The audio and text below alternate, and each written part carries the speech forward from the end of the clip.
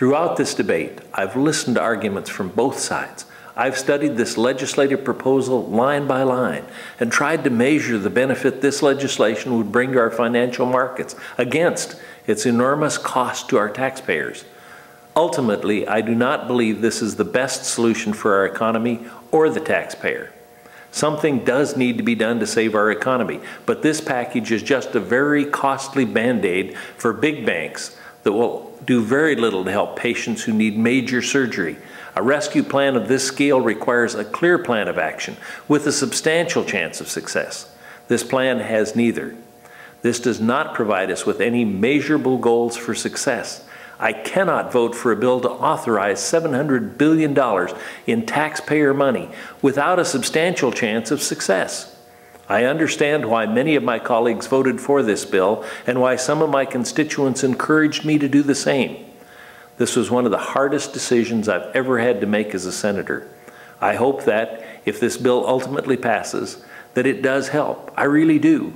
I know this economic hole is dark and there's a real risk of many Wyoming people suffering, but I believe there are other steps that we could try before jumping off a cliff $700 billion high.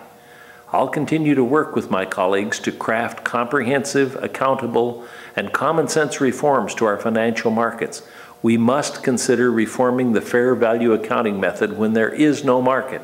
The current rules prevent banks from understanding the true price of their assets in the long term. We need to enact reforms that make federal financial regulation more efficient, vigorous, and transparent. The role of Fannie Mae and Freddie Mac also needs to be reevaluated in order to restructure the mortgage market from the bottom up.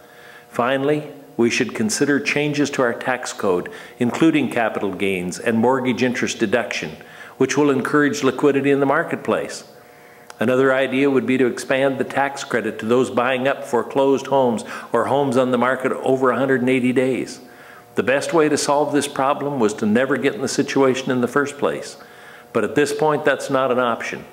Further disruption of our free market system by rewarding bad decisions with taxpayer money will only make this problem worse. That's why I oppose this legislation. We've got a lot more work to do, and I look forward to working with my colleagues to reform our financial markets to ensure this situation never happens again.